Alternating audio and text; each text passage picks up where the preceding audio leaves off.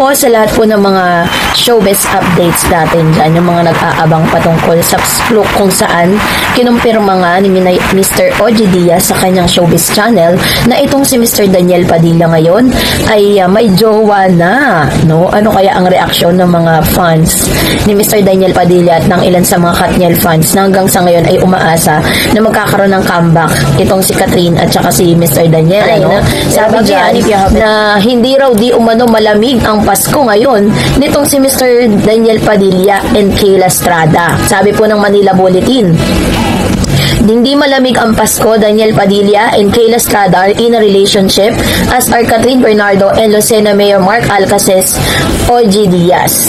So, actors Daniel Padilla and Kayla Estrada are in a relationship according to popular entertainment journalist Ogie Diaz. Sa kanyang YouTube channel po ay tinakil niya ito patungkol sa bagay na ito, ano, at ngayon panoorin natin at tayo po ay magre-react sa kanya pong sinabi dito, no. Let's watch this. Isang balita, Mama Lou. Ay, ano yan? Ito na. Ito may na. bago ng magjowa. Ha? Sino?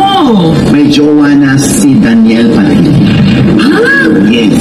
Sino? Ah. Ay! Kaya may nagsabi na naman sa akin. Sino? Depende sa kanila kung aamin nila or i-deny nila. Oh, sino nga? Nakikilig. Artista? Yes. Ha? Hindi na showbiz? Artista, syempre, hindi na sure. Ay, sino? Daniel Padilla and Kayla Estrada. Kuya, nakakaloka. Bakit? Nakita na yun. Alin? Magnangi, kuya. Tapos may relasyon din. Ayaw ba? Kayla, hindi Carla. Akala ko ako yung same thing. Hindi ka naman sa'yo. Tingnan mo na. Akala ko hindi yun totoo. Ayun na nga, akala ko nga rin yung una eh. Eh, syempre, sa atin, may na-confirm lang.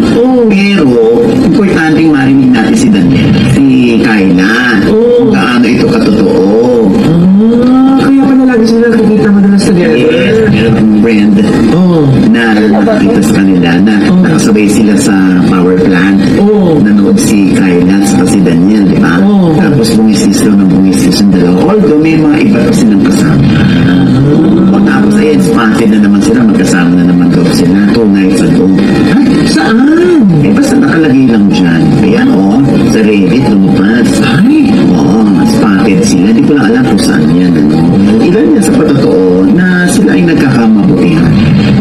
At saka, Diyos ko naman, wala naman silang sinagasaan, tinapakan. Pareho naman silang single. Correct. Tama. Naku, kuya. Baka i-bash ng mga fans niya si Kayla. Hindi naman siguro. Matatalino ng mga fans ngayon. At saka marunong na silang tumanggap na hanggang doon lang Diba? Okay lang naman yan. Hindi naman siya ibabash. Kasi kahit si Catherine, diba, meron na rin. Diba? Lagi naman sila nakakita ni Mayor Mark Alcala ng Lucena. Although wala pa silang pag-amin. Dito kay Kyle at kay DJ. Ayun. So, isang source ang nagsabi na sila na ngayon, bahala na sila kung gusto nilang i-deny ito or aminin. At wala namang problema kung maaminin. At saka sana true. Parang happy sila, di ba? Lang. Diba? Saka I'm sure yung mga fans din hindi siya mag-happy. Malaman lang na masaya ang puso ni Daniel. At saka matatalino ng mga fans niya. Alam nila yung mga hindi na nila kailangang ipilit. Yeah. Yung dalawang tao na imposible na. Alam mo yun? Although hindi man nawawalan ng pag-asa mga Katniel, kaya lang, ibigay natin sa kanilang kaligayahan nila. Kasi kung totoo tayong mga fanay nila, hindi kung ano yung kaligayahan nila, nakasupport lang din tayo. Diba? After all, si Kayla ay isang maayos na babae. Yes. Diba? Mabait. Oo. Pagmahal sa magulang.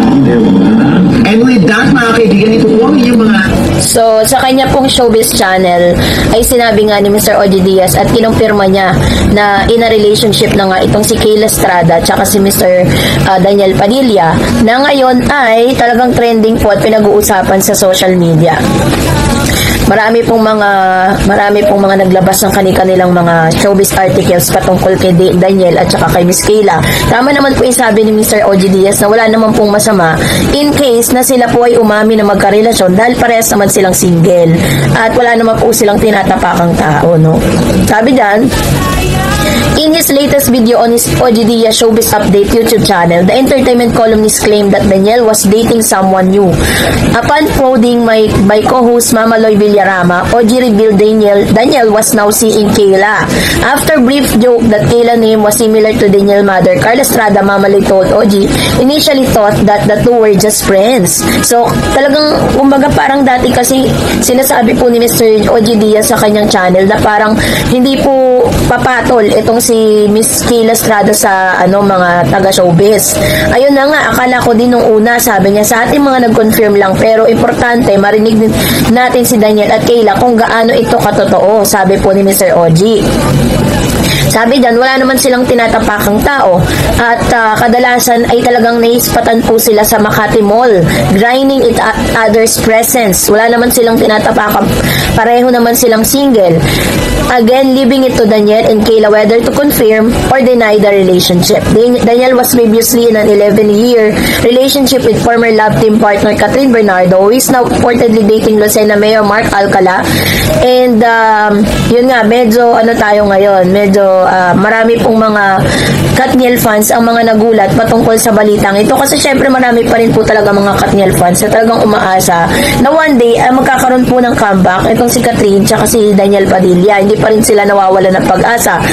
Panay nga po ang mga posts sa Facebook na parang nililink ulit itong si Daniel kay Miss Catherine. Kaso talagang parang wala na rin talagang pag-asang magkabalikan dahil yun nga naka-move on totally na si Mr. Daniel Padilla para po i-confirm. Alam niyo naman po si Mr. OG Diaz, isa yan sa pinaka masasabi natin na parang very legit kapag po inilabas niya yung balita na yan, legit po yan galing sa source niya. Kaya naman, let's be happy for Daniel Padilla and Kayla Estrada na kung ano man po yung relationship na meron sila ngayon. So paano po kaya yung mga fans ni Daniel tsaka ni Miss Maris? Diba meron pong nagsiswitch din or nagsiship sa kanilang dalawa? Ano kaya mangyayari So ano po ba ang mas gusto ninyo? Katniel, Kayla and Daniel, or Daniel and Maris? Mag-comment kayo sa comment section.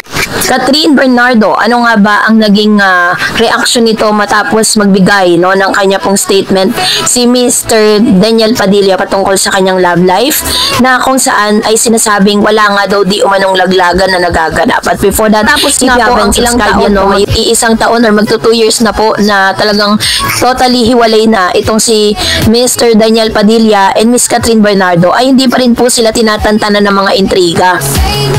Dahil hanggang sa ngayon ay pinag-uusapan pa rin sila at marami pa rin po mga fans si Daniel at ni Catherine na talagang umaasa that one day ay magaganap at magkakaroon ng comeback between them.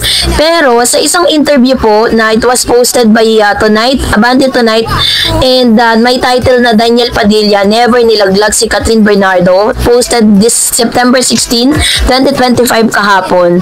Dito po ay talagang pinag-usapan po nila yung love life kasi this is gonna be the first time na pag-uusapan yan kasi kapag po tinatanong si Daniel patungkol dyan, dead masyat, ayaw niyang sagutin. Pero dito tahasan po siyang nagsalita patungkol dyan. Masaya ang naging bardagulan ni na Ian Veneracion at Daniel Padilla sa concert tour nila sa Hawaii. Actually po, yung mga nakikita niyo po ngayon sa screen, yan po yung ganyang karami yung tao na talagang nag-abang kay Daniel Padilla doon po sa Hawaii dahil nagkaroon sila ng concert tour nga with Mr. Ian Veneracion at ilang sa mga kasama nila sa banda. Sa batuhan nila ng linya, sa linyahan nila, tinanong ni Ian ang audience kung bet nitong pag-usapan ang tungkol sa love life ni DJ. Sabi naman ng aktor, wala raw dapat laglagan, sabi niya. Hirit pa ni Ian, napaka-conservative raw ni Daniel. Hindi naman ikinakaila ng aktor ang kanyang pagiging old-fashioned at idinagdag pa niya na marupok din daw ang aktor. Pagbibiro naman ni DJ, okay na raw siya dun sa pagiging konserbatibo. Pasakali naman ni Ian, kapag daw sila nanligaw ng babae, ay kinikilig sila. So parang meron pong gustong patungkulan dito si Mr. Ian Veneracion na talagang nandun na siya sa panliligaw era, or nanliligaw na talaga siya pagkatapos po ng breakups nila ni Catherine. Sumang-ayon naman si DJ at sinabing kahit daw simpleng gesture ay kontento na sila. Sambit pa niya, ito rin daw ang dahilan kaya masarap magmahal, sabi niya. Sa random na pagbabahagi pa ni Ian, sinabi niya na dati-rati raw ay lagi siyang busted dahil may yain o torpe siya.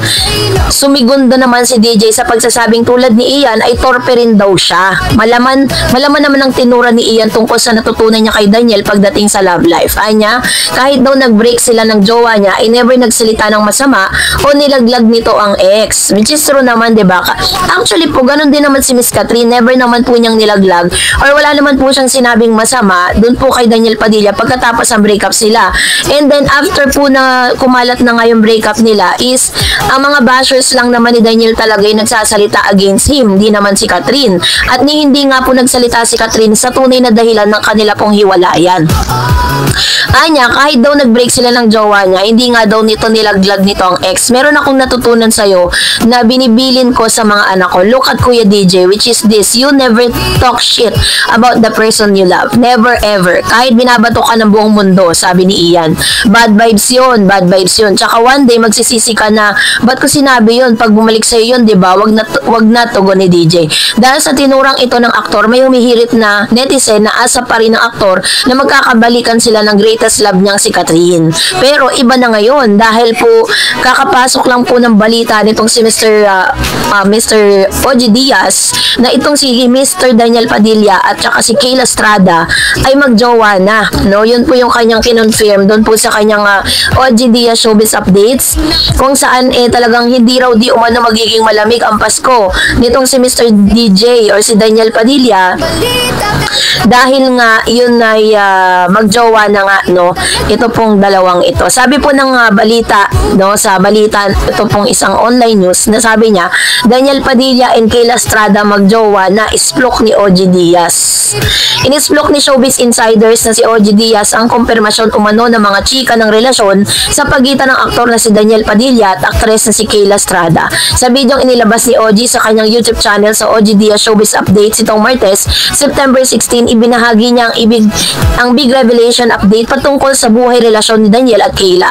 At ayon kay Oji, may nakapagsabi raw umano sa kanila mula sa isa niyang mga source na meron ng bagong kasintahan si Daniel. Ito na, may bago nang magjowa. May jowa na si Daniel. May nagsabi na sa akin, depende na sa kanila kung aaminin nila or i-deny nila. Daniel Padilla and Kayla.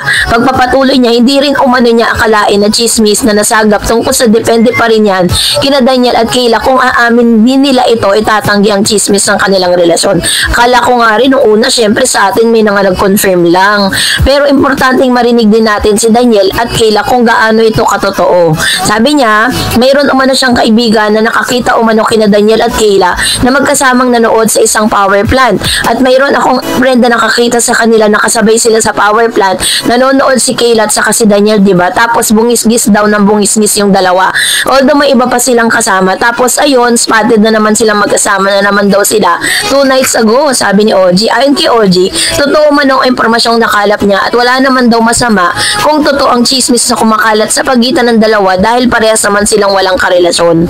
So yun po yung mga nag-spread out na news ngayon, ano. At kung totoo talaga to, mas maganda at masaya tayo for Daniel Padilla kasi after a long time, no, ito na po yung chance niya na talagang siya, back on track na, talaga nagmamahal na ulit si Mr. Daniel Padilla.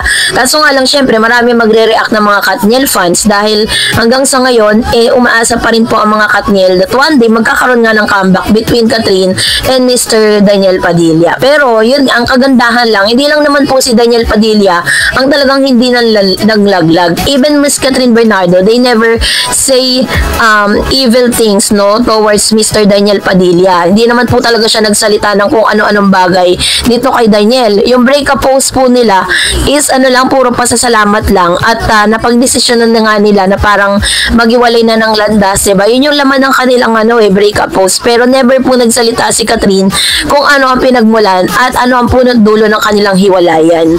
Kaya naman hinangaan nga, no, itong si Daniel at si Catherine dahil talagang pinrotektahan pa rin nilang isa't isa kahit po hindi naging maganda yung kanila pong hiwalayan, ano. So kasabay nito ay nag-post din si Miss Catherine Bernardo patungkol sa mga ganap sa kanyang buhay na tila baga ini-incorporate ng ilang mga netizen na ito ang tugon nito sa statement or dun sa interview ni Ian Veneracion. Sa kanya pong post, sabi po ni Miss Catherine, in a world that gives so much weight to being busy, I've learned that rest is just as important as the hustle. I make it a point to take time to pause and live in the present. So yan po ang kanyang reaksyon, ano? Tila baga wala naman po siyang any pinapatamaan dun po sa kanya pong tela na ito. So kayo po, anong inyong saloobin patungkol dito? Mag-comment kayo sa comment section. That's it for today. For more videos and updates, please don't forget to like and subscribe, and please don't forget to follow my Facebook page, Dar Eds TV. God bless everyone.